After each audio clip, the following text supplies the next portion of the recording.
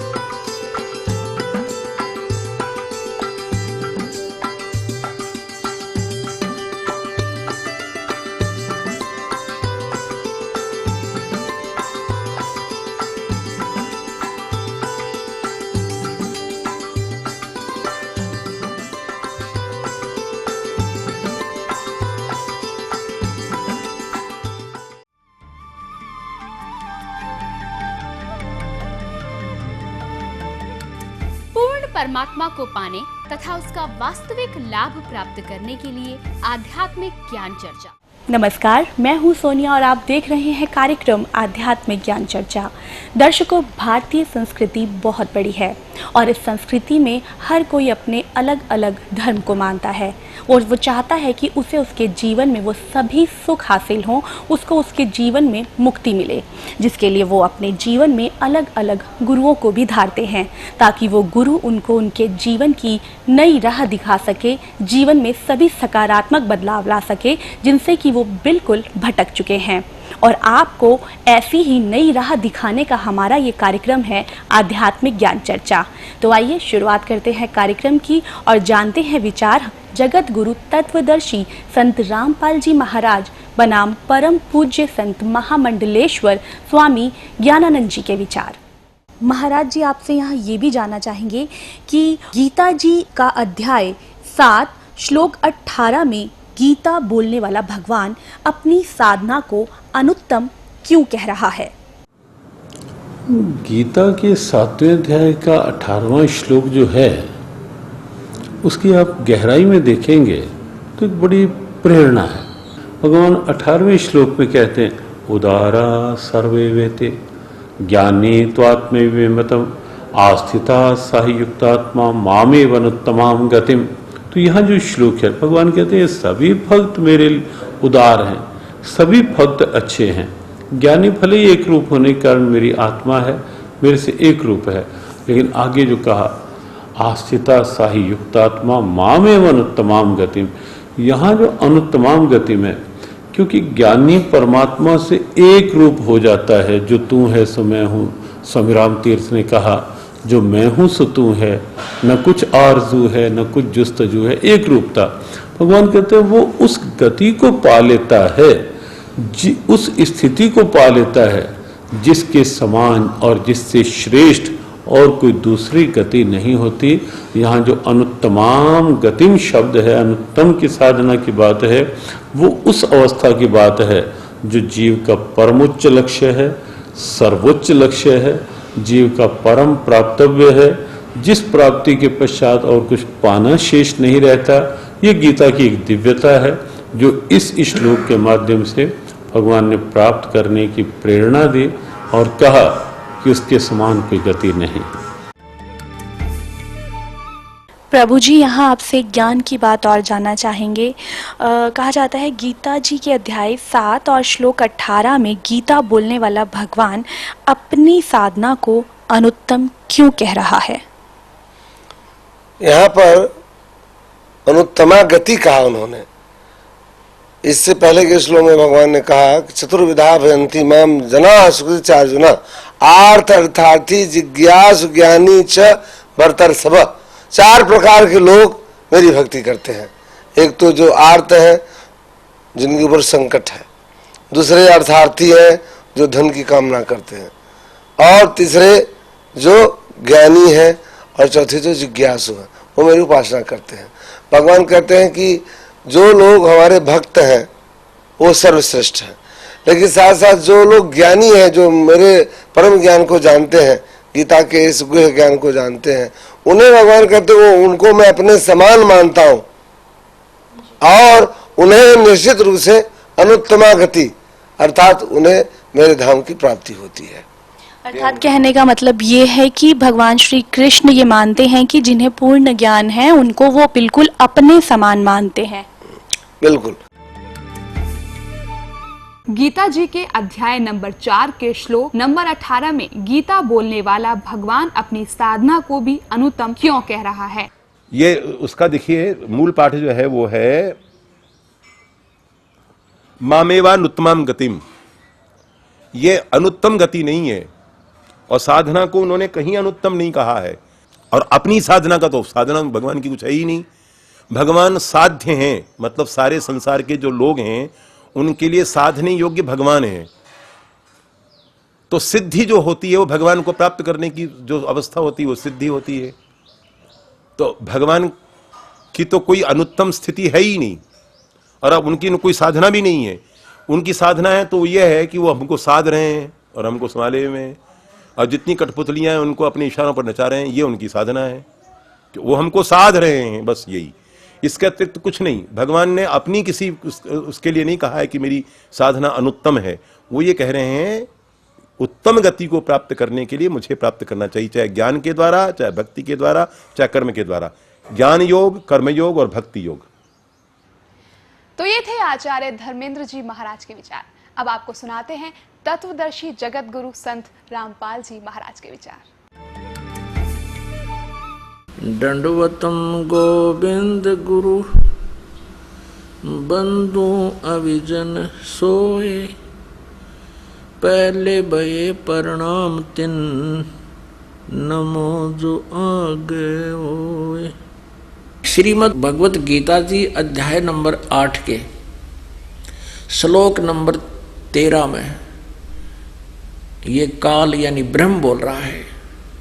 ये कह रहा कि ओम इति एकाक्षरम ब्रह्म व्यवहारन माम अनुसमरन ये प्रयाति तजमदेहम स याति परमाम गतिम।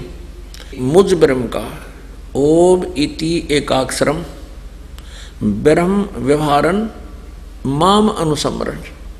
माम माने मुझ, ब्रह्म माने ब्रह्म का, मुझ ब्रह्म का एक ओम ये एक अक्षर है, बस यही उच्चारण करके सिमरण करता हुआ ये प्रयाति तो जंदेहम जो शरीर छोड़कर जाता है स याति परमाम गतिम। वो ओम से मिलने वाली गति को, श्रेष्ठ गति को प्राप्त होगा। अब ओम से कौन सी गति प्राप्त होगी? वो ब्रह्मलोक में चला जाएगा। आपको दिखाते हैं श्रीमद् देवी भागवत, गीता प्रेस गोरखपुर से प्रकाशित है।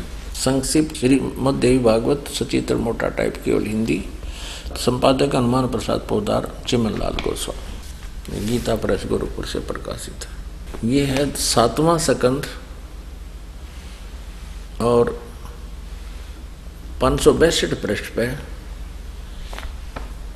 देवी के द्वारा हिमालय को ज्ञानोपदेश यानी ब्रह्म स्वरूप का वर्णन।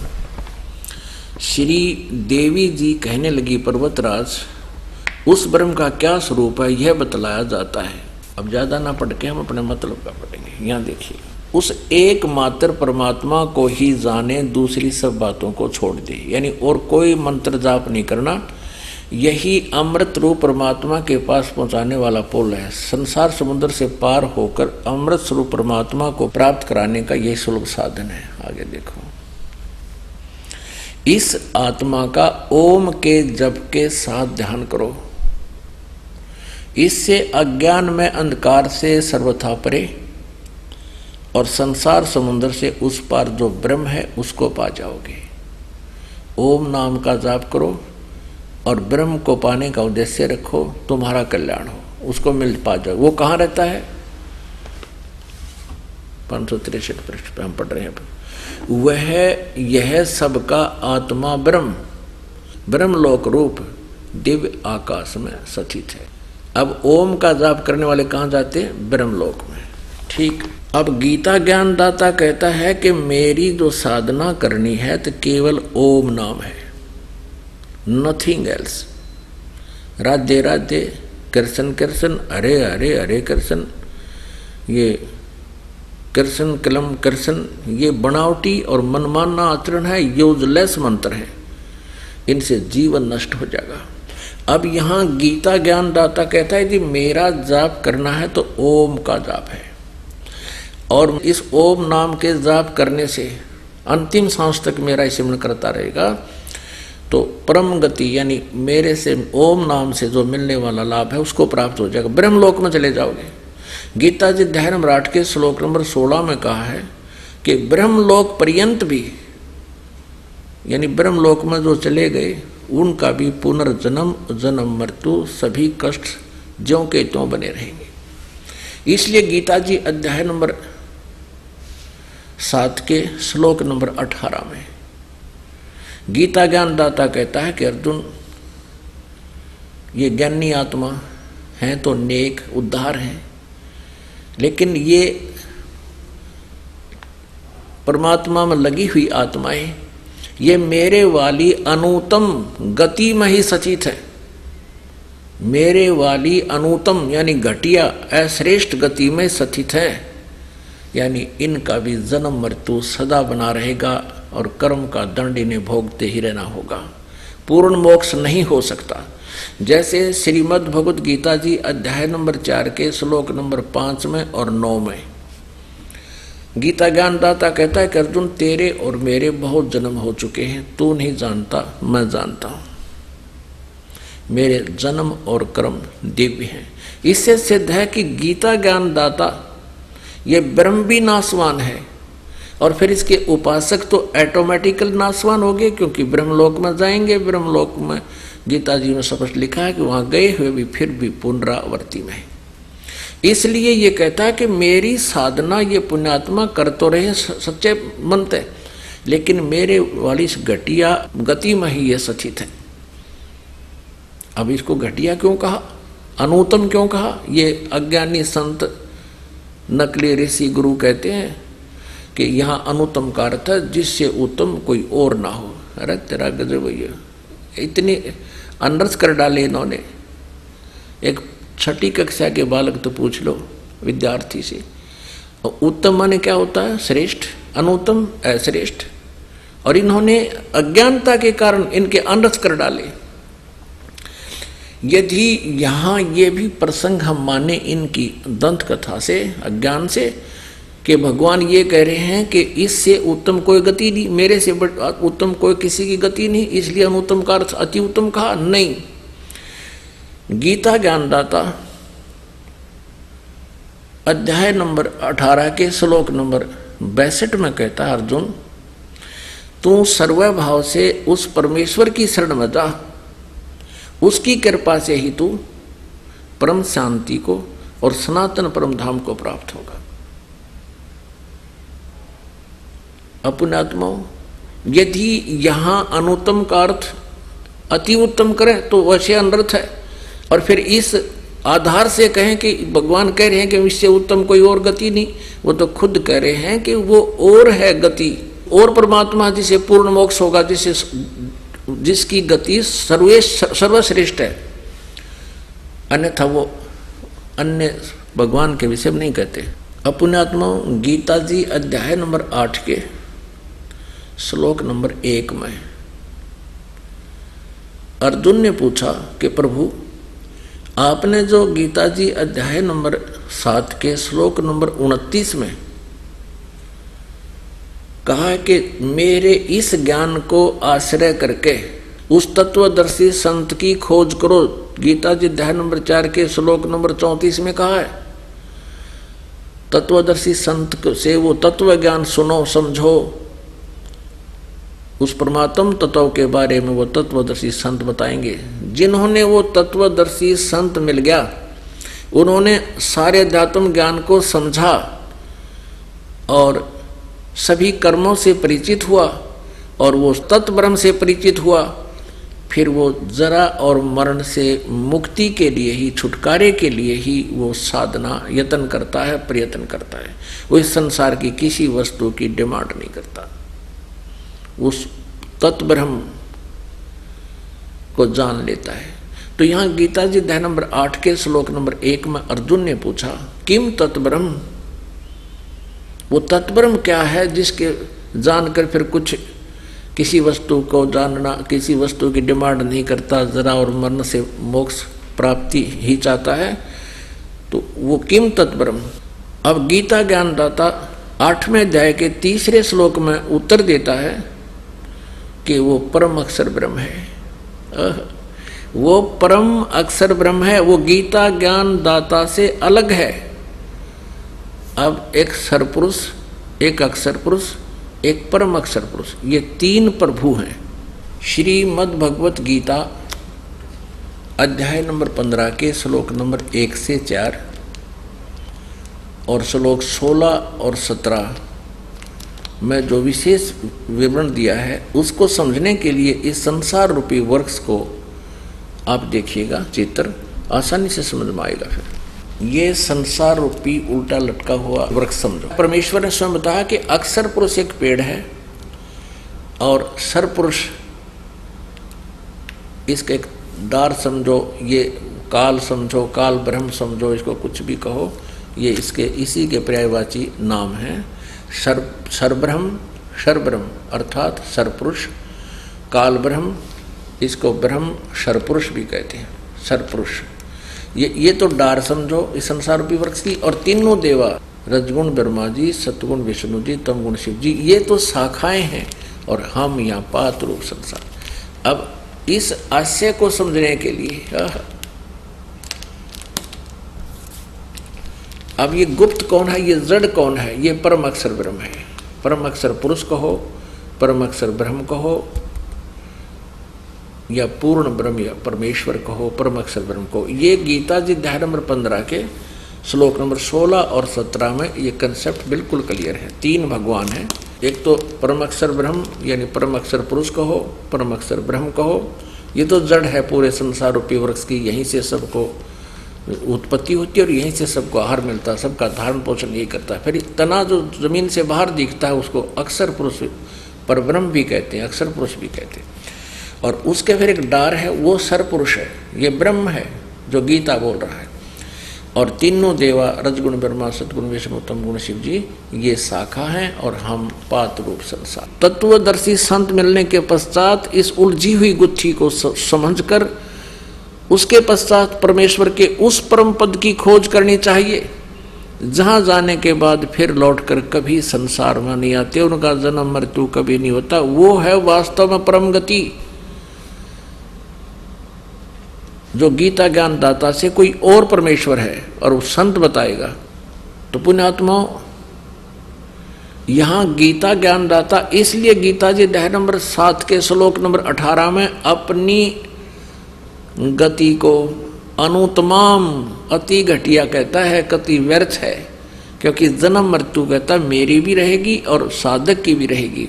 ब्रह्मलोक में पहुंच जाएगा मेरे ओम नाम के जापते हैं, और ब्रह्मलोक में गए हुए भी प्राणी फिर वापस जन्म मृत्यु में आते हैं। इसलिए गीता ज्ञान दाता ब्रह्म श्री कृष्ण में बोल रहा है, ये खुद कह रहा है कि मेरी जो साधना है वो अति अनुत्तम है, व्यर्थ है, वो घटिया है। इसलिए यह गीता जी अध्याय नंबर 15 के श्लोक नंबर 1 से 4 में कहा कि उसके पश्चात उस परम पद परमेश्वर की खोज करनी चाहिए, जहां जाने के बाद फिर लौटकर साधक कभी वापस नहीं आते, उनकी जन्म मृत्यु नहीं होती, पूर्ण मोक्ष प्राप्त होता है। और कहता है सच्ची श्रद्धा से उसी की साधना करो, गीता ज्ञान दाता कहता है। महाराज जी, ये भी आपसे जानना चाहेंगे कि समाधि अभ्यास यानी कि मेडिटेशन, राम, हरे कृष्ण, हरिओम आदि से मोक्ष संभव है या नहीं? परमात्मा का कोई भी नाम है, राम कहें, कृष्ण कहें, ओम कहें, कोई भी नाम है, वो निश्चित रूप से सक्षम है नाम के माध्यम से समाधि और समाधि के माध्यम से मोक्ष। प्रभु जी, यहाँ एक और है जहन में हमारे सवाल कि समाधि अभ्यास यानी कि मेडिटेशन, राम हरे कृष्ण हरि ओम आदि से मोक्ष संभव है या नहीं? पहले आपको ये समझना पड़ेगा, समाधि हम लोगों के दुख का कारण ये धी है, धी, ये बुद्धि, ये हमको ठुकरा रही है। और बुद्धि जो है मन के अधीन बंधी हुई है। वही बुद्धि जब परमसयानी, हम लोगों को विलक्षणा बुद्धि चाहिए, जो श्री कृष्ण की भक्ति की बुद्धि है वो चाहिए, परा बुद्धि चाहिए। और जब तक हम भौतिक बुद्धि में बंधे हुए हैं तो हमें ये उलझाए रहती है, कभी कामनाओं के चक्कर में, कभी इंद्रिय भोगों के चक्कर में, और उस बुद्धि से हम प्रताड़ित होते रहते हैं। अबलो नसानी अबलो न सही हो, राम कृपा भव निशा सिरानी, जागे पुण्य न डर सही हो। तो जब तक हम भक्तों की शरण ग्रहण नहीं करते, आचार्यों की शरण ग्रहण नहीं करते, तब तक ये इंद्रियां हमको झकझोरती रहती हैं, बाएं दाहिने लेफ्ट राइट खींचती रहती। तो हमें भगवान की शरणागति, संतों के, साधुओं के, और उन संतों के जिन्होंने अपना जीवन श्री कृष्ण के चरण में लगा दिया है, उनकी शरणागति में रहने पर ही हमारा मार्गदर्शन हो सकता है और हमारी बुद्धि शुद्ध हो सकती है।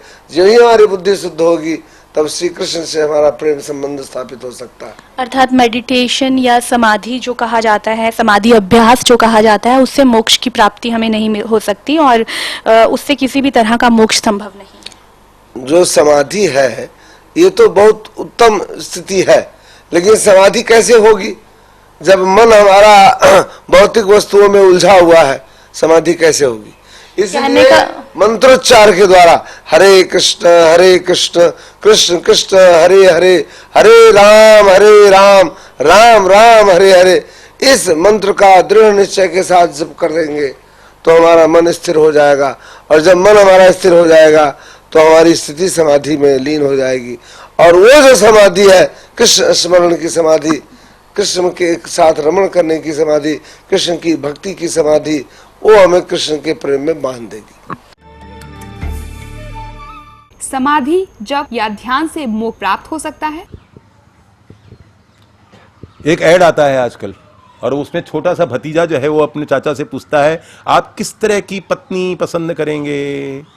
तो कहा कि सरकारी नौकर हो तो बहुत अच्छा रहेगा, क्योंकि मेरी अगर नौकरी अगर चली भी जाए तो कम से कम जो है वो उसकी नौकरी से काम तो चल जाएगा। और फिर बचत करने वाली भी होनी चाहिए, बचा कर रखे, ज्यादा खर्च वर्च करने वाली नहीं हो।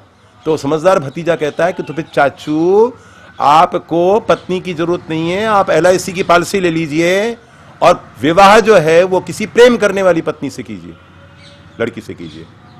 बस यही इसका उत्तर है। हमारा कहना है कि भगवान के को प्राप्त करने का कर्मकांड से भी भगवान की उपासना होती है, जप से भी होती है, ध्यान से भी होती है। ध्यानावस्थित तद्गतेन मनसा पश्यन्ति यम योगिनो, अपने हृदय में भगवान को का चिंतन करके लोग अपने दिल के आईने में है तस्वीर यार, जब जरा गर्दन झुकाई देख ली, तो ये होता है। लेकिन ध्यान से, मेडिटेशन से, जप से, तपस्या से परमात्मा को सुगमता पूर्वक प्राप्त किया जा सकता है क्या? तो भगवान तो सबसे अधिक जो प्रिय है वो है प्रेम, क्योंकि भगवान स्वयं ही प्रेम है और इसलिए उनको प्राप्त करने का सबसे सुगम उपाय जो है वो प्रेम है, समर्पण।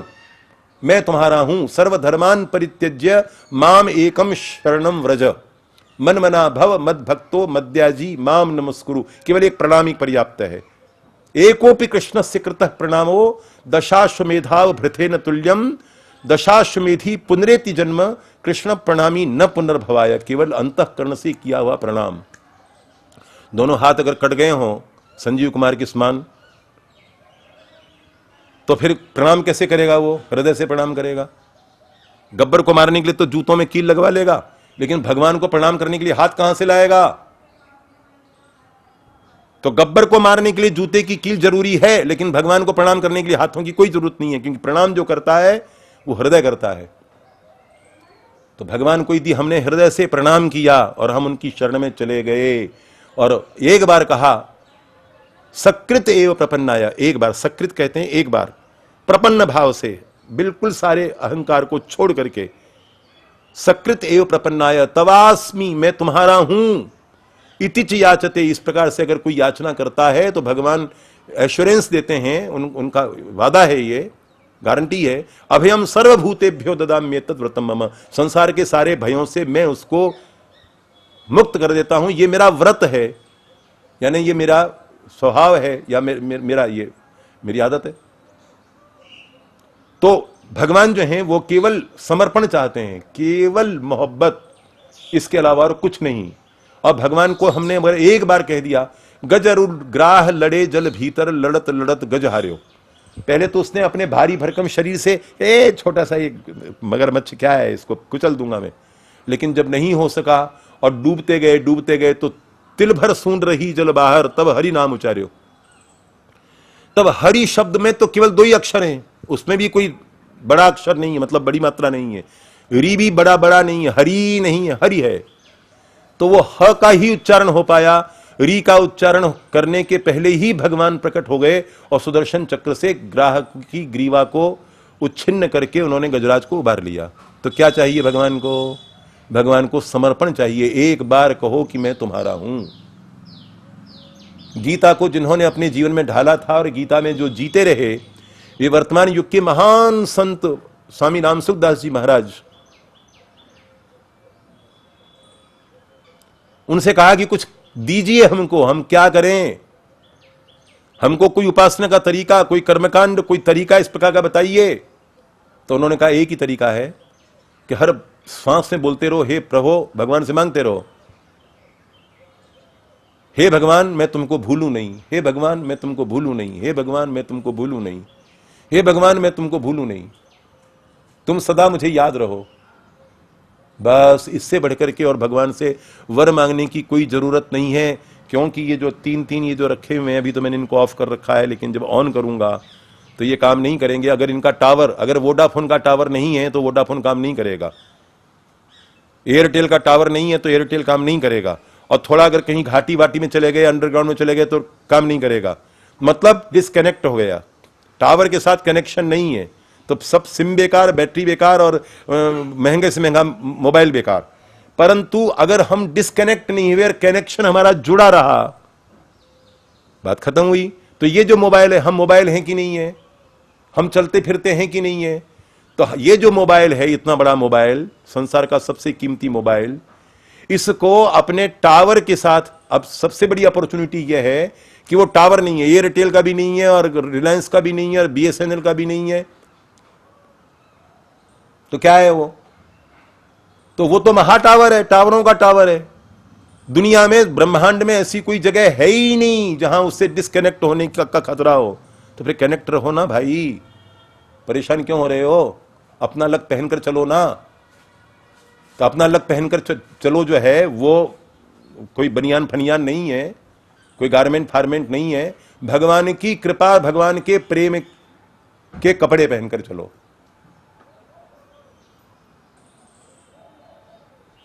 मैंने रंग दी चुनरिया तेरे रंग में, हरी ना रंगाऊं, लाल ना रंगाऊं, अपने ही रंग में रंग दे चुनरिया। तो ये तो फिल्मी गाना हो जाएगा, अनूप जलोटा जी आ जाएंगे इसमें। तो फिर क्या करना? तो सूरदास जी कहते हैं, सूर श्याम प्रभु काली कामरी, चढ़े न दूजो रंग। फिर कोई दूसरा रंग चढ़ ही नहीं सकता, काला जो है वो सुपरफास्ट कलर है। इसीलिए मैं कृष्णश्री लगाता हूं, इसीलिए आकाश का कलर काला है, भगवान काले हैं, तो उससे ज्यादा कोई कलर है ही नहीं है। श्रीमान कैमरामैन जी ने जो ये पिंक कलर का ये पहन रखा है, पिंक है या लाइट ऑरेंज है, इसके ऊपर दूसरा रंग चढ़ जाएगा कि कत्थई हो जाएगा, ये ब्राउन हो जाएगा। फिर ब्राउन के ऊपर अगर चढ़ाना होगा तो फिर अंततः काला चढ़ेगा, और काला चढ़ने के पश्चात फिर आप कहिए कि इस पर कोई दूसरा रंग चढ़ा दो तो नहीं चढ़ेगा। तो इसलिए भगवान का कलर जो है, उसमें जब हम अपने कलर को, तो उनकी सिम यानी हमारी सिम कहीं भी डिस्कनेक्ट नहीं हो सकती। महा टावर के साथ कनेक्ट रहो, कनेक्शन कटा, सावधानी हटी और दुर्घटना घटी, तो भगवान के साथ कनेक्ट रहो। बस यही सबसे बड़ा सर्वोपरि उपाय है। हे भगवान मैं तुमको भूलूं नहीं। विस्मरण जो है वो मरण है और स्मरण ही जीवन है। भगवान को स्मरण करते रहो, फिर जीवन ही जीवन है, फिर कभी मृत्यु होती ही नहीं है।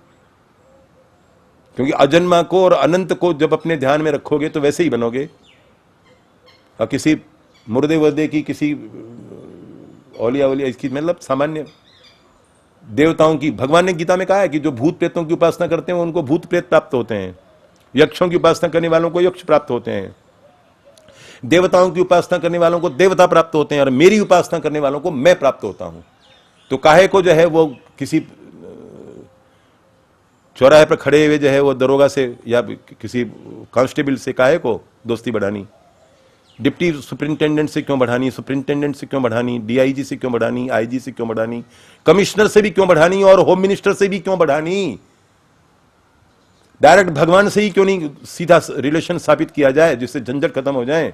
तो भगवान यही कहते हैं, गीता का अंतिम सार जो है वो ये है कि सीधे मुझसे कनेक्ट रहो, बस, इसके अतिरिक्त और कुछ नहीं। यही मोक्ष है, यही मुक्ति है। तो ये थे आचार्य धर्मेंद्र जी महाराज के विचार। अब आपको सुनाते हैं तत्वदर्शी जगत गुरु संत रामपाल जी महाराज के विचार। कर जोरूं विनती करूं, धरूं चरण पर शीश, गुरु जी राम देवानंद जी महाराज ने दियो नाम बख्शीश। दंडवतम गोविंद गुरु, बंधु अविजन सोए, पहले भये प्रणाम तिन, नमो जो आगे होए। पुणात्माओं, अब जो हरे राम हरे कृष्ण, सीताराम राधे श्याम राधे राधे ये नाम जाप करते हैं, ये गीता जी के विरुद्ध है।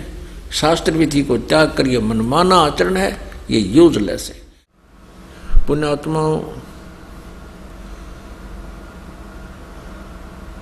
आध्यात्मिक ज्ञान को बहुत ही जटिल बना दिया गया है। जिस भी संत या पंथ से कोई भी श्रद्धालु जुड़ा है, वो सच्ची श्रद्धा से उनके साथ लगा हुआ है। जितने भी संत हैं, जितने भी पंथ हैं, सब अपने अपने मते, अपने अपने साधना के तरीके बताते हैं।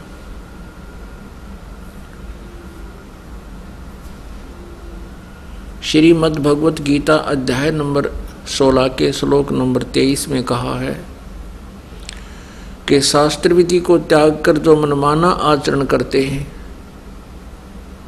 जो मनमानी पूजाएं करते हैं, मनमाने नाम जाप करते हैं, जो सदग्रंथों में प्रमाण नहीं है जिनका, तो वो अपना जीवन व्यर्थ कर रहे हैं। उनको न तो कोई सुख होता है, न उनको सिद्धि प्राप्त होती है, और न ही उनकी परम गति होती है, अर्थात यूजलेस। इसलिए श्रीमद् भगवत गीता जी अध्याय नंबर 16 के मंत्र 24 में तुरंत कहा है, इससे तेरे लिए अर्जुन कर्तव्य और अकर्तव्य की व्यवस्था में शास्त्र ही प्रमाण है। अर्थात जो साधना करनी चाहिए और जो त्यागनी चाहिए, जो नहीं करनी चाहिए, उसके लिए सदग्रंथ ही प्रमाण है। जो सदग्रंथों में लिखी पूजा की विधि है वही कीजिए।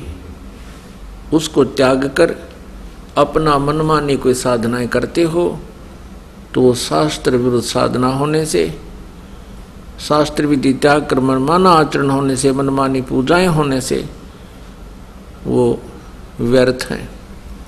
जैसे कुछ श्रद्धालु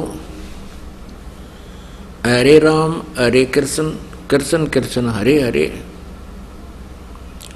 या कोई राधे राधे श्याम मिला दे, कोई ओम भगवते वासुदेव नमः, कोई जाप करता ओम नमः शिवाय, और भी अन्य बहुत से मंत्रों के जाप किए जाते हैं। ये मंत्र किसी भी सदग्रंथ में प्रमाण नहीं है। सदग्रंथ मीन पवित्र चारों वेद, पवित्र श्रीमद् भगवत गीता। जो श्रद्धालु श्री कृष्ण जी को अपना इष्ट मानते हैं और वो ये भी मानते हैं कि श्री कृष्ण जी ने श्रीमद् भगवत गीता जी का ज्ञान अर्जुन को दिया और इस सदग्रंथ को वो सर्वधार्य मानते हैं। और कुछ एक संतजन, कुछ महाराज जी गीता मनीषी लिखते हैं अपने पीछे, महामंडलेश्वर, और वो जाप करते हैं हरे राम हरे कृष्ण कृष्ण कृष्ण हरे हरे राधे राधे। तो इससे सिद्ध है कि वो केवल लिखे हुए हैं गीता मनीषी, उन्होंने गीता जी के बारे में कह का भी ज्ञान नहीं है। किसी सदग्रंथ के मंत्रों को, श्लोकों को कंठस्थ याद कर लेने मात्र से वो उस सदग्रंथ का ज्ञाता नहीं हो जाता। अब श्रीमद् भगवत गीता जी में कहीं भी हरे कृष्ण या कृष्ण कृष्ण हरे हरे या राधे राधे जाप करने का प्रावधान या आज्ञा आदेश नहीं है। तो इस प्रकार जो गीता जी की आज्ञा का उल्लंघन करके मनमाने ये जाप करते हैं, ये अपना जीवन व्यर्थ कर रहे हैं और साथ में श्रद्धालुओं को मिसगाइड किए हुए हैं। ये संत ठीक नहीं। श्रीमद् भगवत गीता जी श्री कृष्ण जी में प्रवेश करके ब्रह्म ने बोला, श्री कृष्ण जी ने गीता जी को नहीं बोला। श्री कृष्ण जी की आत्मा को तो पता नहीं मैंने श्रीमद् भगवत गीता में क्या कहा था। इसका थोड़ा सा प्रमाण देते हैं, फिर आगे चलते हैं। जिस समय महाभारत का युद्ध समाप्त हुआ, कौरवों का नाश हो गया और पांडवों को राज्य प्राप्त हुआ, तो श्री कृष्ण जी ने युधिष्ठिर जी को राजगद्दी पर बैठा दिया। अर्जुन ने कहा, भगवान आप द्वारका जाने वाले हो, हमें कुछ उपदेश देकर जाओ क्योंकि आप हमारे धार्मिक गुरु हैं। क्योंकि गीता अध्याय नंबर 2 के श्लोक नंबर 7 में अर्जुन कह रहा है कि आप मेरे गुरु हो, मैं आपका शिष्य हूं और मुझे आप ज्ञान दीजिए, मैं आपकी शरण हूं। तो श्री कृष्ण और अर्जुन दोनों उस सत्संग स्थल के आसपास टहल रहे हैं और अर्जुन श्री कृष्ण जी से प्रश्न करते हैं कि भगवान आज मुझे वही गीता जी का ज्ञान सुनाना जो आप जी ने महाभारत के युद्ध से पूर्व सुनाया था और मैं उस ज्ञान को भूल गया। अब श्री कृष्ण जी कहते हैं कि अर्जुन तो बड़ा श्रद्धाहीन है, तेरी बुद्धि अच्छी नहीं है और तूने उस ज्ञान को याद क्यों नहीं रखा।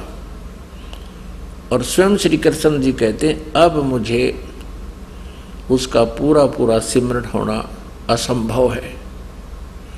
उस समय तो मैंने योग युक्त होकर उस ज्ञान को बोला था, परमात्म ज्ञान को।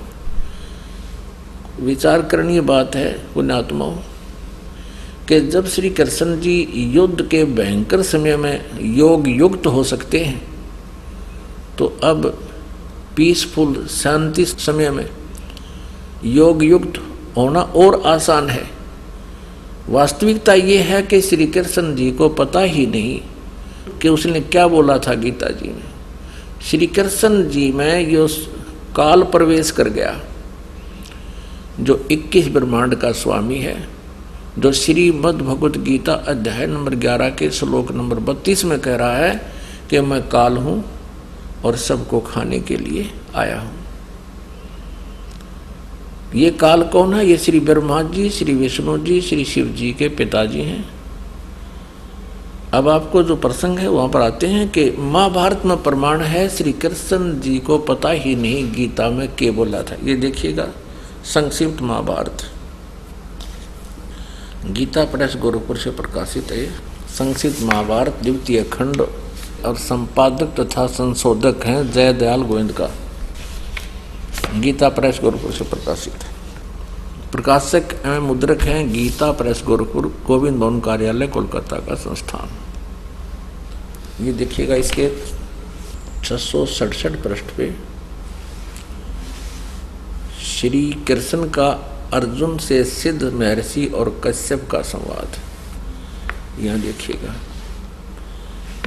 जन्मे जय ने पूछा, ब्रह्मन, शत्रुओं का नाश हो जाने के बाद जब महात्मा श्री कृष्ण और अर्जुन सभा में बैठकर वार्तालाप कर रहे थे, उसमें उनमें क्या क्या बातचीत हुई? वैशंपायन जी ने कहा, राजन, श्री कृष्ण के सहित अर्जुन ने जब अपने राज्य पर पूरा अधिकार प्राप्त हो गया तो वे दिव्य सभा में आनंद के साथ रहने लगे। एक दिन सब जनों से घिरे हुए वे दोनों मित्र स्वेच्छा से घूमते घूमते सभा मंडप के ऐसे भाग में पहुंचे जो स्वर्ग के समान सुंदर था। पांडुनंदन अर्जुन श्री कृष्ण के साथ रहकर बहुत प्रसन्न थे। उन्होंने एक बार उस रमणीय सभा की ओर दृष्टि डालकर भगवान से यह वचन कहा, देवकी नंदन, जब युद्ध का अवसर उपस्थित था उसमें मुझे आपके महात्म्य का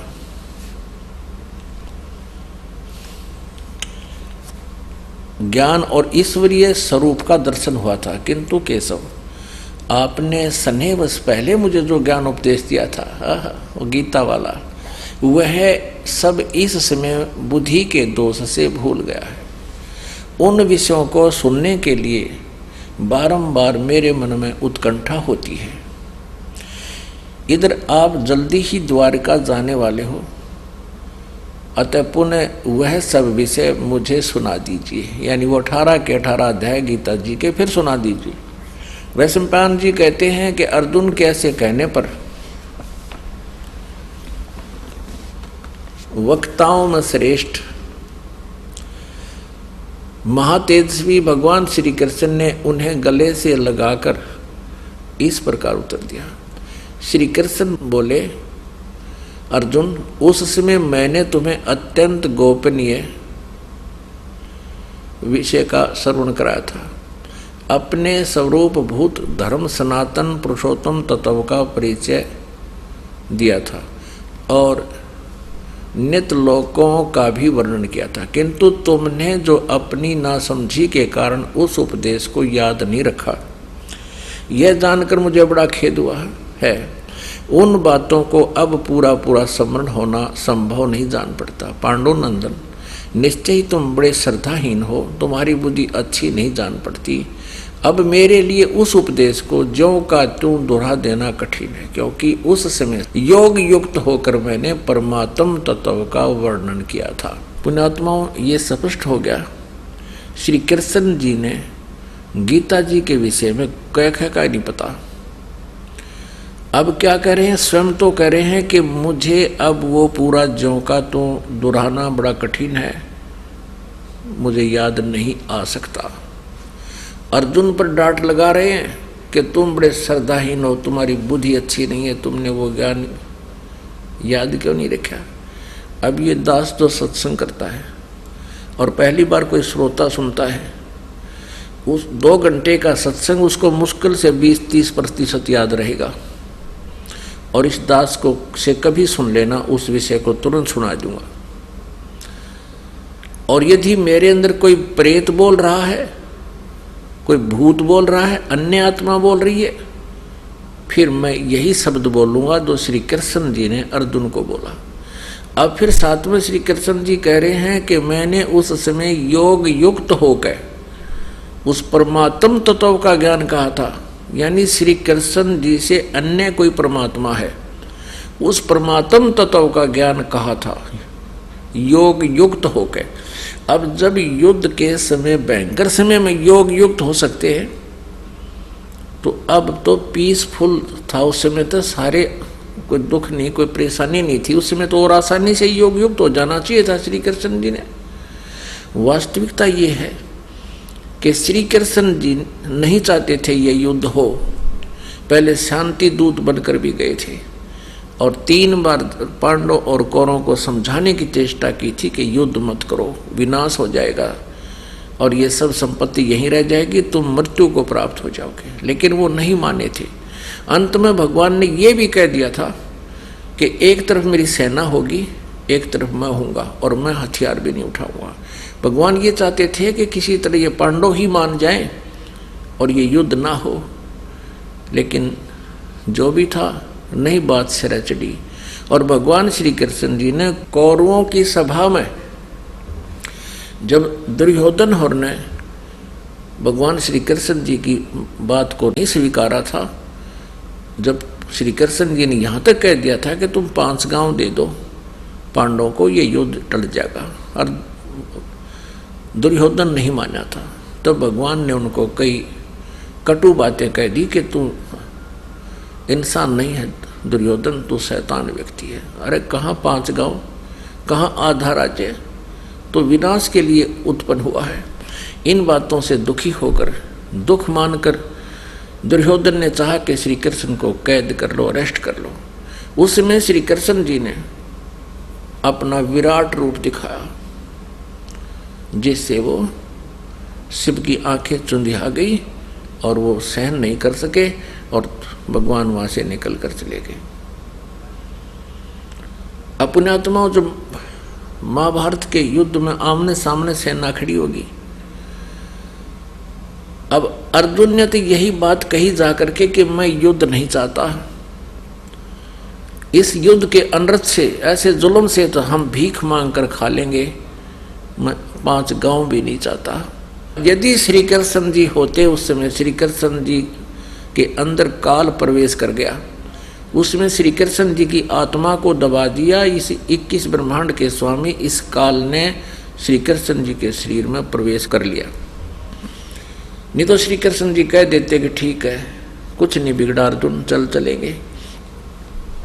उसी समय वो काल आके श्री कृष्ण जी में प्रवेश कर गया।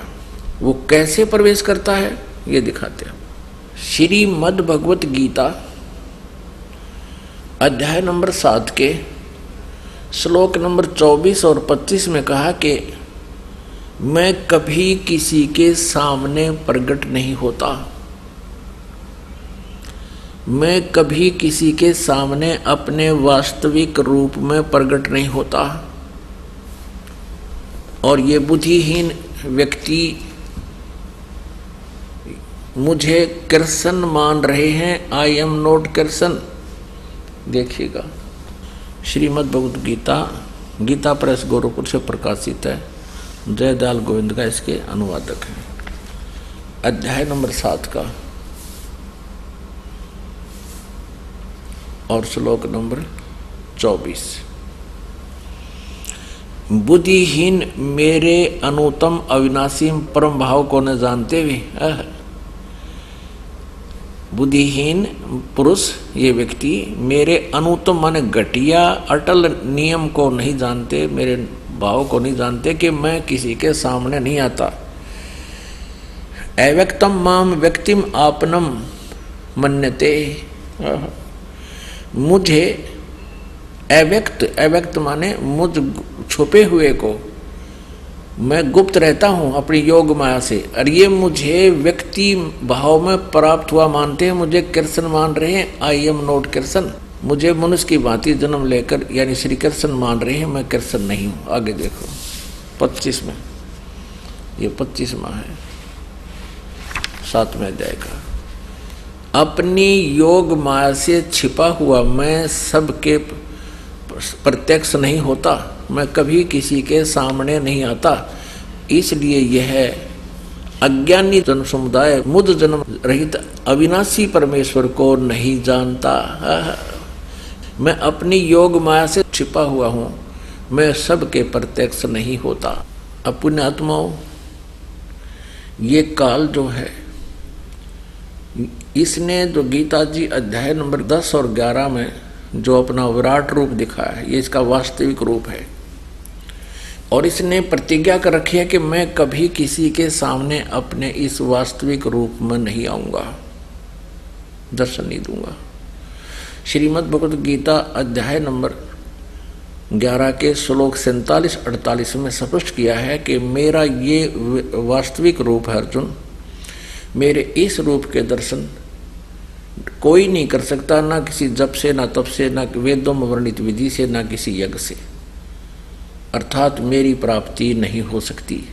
और दूसरी यह है कि तेरे अतिरिक्त आज जो मैंने तुझे ये दर्शन, ये मेरा वास्तविक रूप दिखा है, तेरे अतिरिक्त इसको पहले कभी किसी ने नहीं देखा और न ही आगे देखा जा सकता। तो इससे भी सिद्ध है कि श्री कृष्ण जी नहीं बोल रहे श्रीमद् भगवत गीता जी का ज्ञान। यदि श्री कृष्ण जी बोल रहे होते तो ये शब्द नहीं कहते कि मैंने तेरे से अतिरिक्त पहले किसी ने मेरा विराट रूप नहीं देखा था, क्योंकि कौरवों की सभा में श्री कृष्ण जी अपना विराट रूप दिखा चुके थे। पुण्यात्मा समझदार को संकेत ही काफी होता है। अब हम अपने प्रसंग पर आते हैं कि ये काल कैसे बोलता है, कैसे प्रवेश होकर बोलता है। ये गीता जी अध्याय नंबर 4 के श्लोक नंबर 5 और 9 में कहता है, अर्जुन तेरे और मेरे बहुत जन्म हो चुके, तू नहीं जानता मैं जानता हूं, और मेरे जन्म और कर्म अलौकिक हैं। इसके कर्म अलौकिक कैसे हैं कि ये कभी किसी के सामने अपने वास्तविक रूप में प्रकट नहीं होता। जैसे सिद्धों ने, ऋषियों ने, महर्षियों ने, साधकों ने परमात्मा की स्तुति की, उसके दर्शन चाहे, तो ये क्या करता है, किसी को विष्णु जी के रूप में दर्शन दे देता है, और वो साधक फिर इस सतगुण विष्णु को ही पूर्ण परमात्मा मानकर भ्रमित हो जाते हैं। इसका प्रत्यक्ष प्रमाण आपको देते कि एक समय देवताओं और राक्षसों का युद्ध हो गया। देखिएगा श्री विष्णु पुराण, गीता प्रेस गोरखपुर से प्रकाशित है। श्री विष्णु पुराण अध्याय 2 चतुर्थ अंश का अध्याय 2 और पृष्ठ नंबर 233 पर आप देखिएगा। इसमें ये 22 श्लोक से हम प्रारंभ करते हैं। पूर्व काल में त्रेता युग में एक बार अति भीषण देव असुर संग्राम हुआ, यानी राक्षसों और देवताओं का युद्ध हुआ। उसमें महाबलवान दैत्यगण से पराजित हुए देवताओं ने भगवान विष्णु की आराधना की। तब आदि अनंत शून्य अशेष जगत प्रतिपालक श्री नारायण ने देवताओं से प्रसन्न होकर कहा, आप लोगों का जो कुछ अभिष्ट है वह मैंने जान लिया है। उसके विषय में यह बात सुनिए। राजऋषि ससाद का जो पुरंजय नामक पुत्र है, उस अक्षत्रिय श्रेष्ठ के शरीर में मैं अंश मात्र से स्वयं अवतीर्ण होकर उसमें भूत की तरह प्रवेश होकर उन संपूर्ण दैत्यों का नाश करूंगा। अतः तुम लोग पुरंजय को दैत्यों के वध के लिए तैयार करो। अपने आत्माओं, देवताओं ने स्तुति की विष्णु भगवान की, और ये काल पहुंच गया विष्णु रूप धारण करके, और इसने क्या कहा कि मैं उस ससाद के पुत्र पुरंजय के अंदर प्रवेश करूंगा और फिर राक्षसों को मार दूंगा। इसके कर्म अलौकिक ऐसे हैं। अब देखिए अन्य प्रमाण श्री विष्णु पुराण चतुर्थंश अध्याय 3 में। श्री विष्णु पुराण चतुर्थंश अध्याय 3 और पृष्ठ नंबर 242 पर यहाँ देखिएगा। पूर्व काल में रसातल में मोने नामक 6 करोड़ गंधर्व रहते थे। उन्होंने समस्त नाग कुल के प्रधान रतन और अधिकार छीन लिए थे। गंधर्वों के पराक्रम से अपमानित उन नागेश्वरों द्वारा स्तुति किए जाने पर उसके श्रवण करने से जिनकी विकसित कमल सदृश आंखें खुल गई हैं, निंद्रा के अंत में जागे हुए उन जलशाही भगवान सर्वदेवेश्वर को प्रणाम कर उनसे नागगण ने कहा, इन गंधर्वों से उत्पन्न हुआ हमारा भय किस प्रकार शांत हो। तब आदि अनंत रहित भगवान पुरुषोत्तम ने कहा, यो काल था ब्रह्म, कहा कि योनासव के पुत्र मानधाता का जो यह प्रकुत्स नामक पुत्र है, मानधाता का जो प्रकुत्स नामक पुत्र है, उसमें प्रविष्ट होकर मैं प्रेत की तरह उसमें प्रविष्ट होकर मैं उन संपूर्ण दुष्ट गंधर्वों का नाश कर दूंगा। पुण्यात्मा, ठीक इसी प्रकार जैसा अभी आपने पढ़ा कि प्रकुत्स के अंदर प्रवेश होकर इसने गंधर्वों का नाश कर दिया, उधर पुरंजे के अंदर प्रकट होकर के असुरों का नाश कर दिया। इस काल ने, ब्रह्म ने, इसको ब्रह्म कहो, सरपुरुष कहो या ज्योत स्वरूपी काल कहो, ये ऐसे लीला करता है। ठीक इसी प्रकार जब श्री अर्जुन ने कहा कि मैं युद्ध नहीं करूंगा, इसको पता था कि श्री कृष्ण जी भी कह देगा मैं, भाई ठीक है चल, क्योंकि सतोगुण भगवान है, ये युद्ध के बिल्कुल विपरीत थे। तो उसी समय ये काल ऐसे प्रवेश कर गया जैसे प्रकुत्स और पुरंजय में प्रवेश करके इसने जुल्म कर दिए।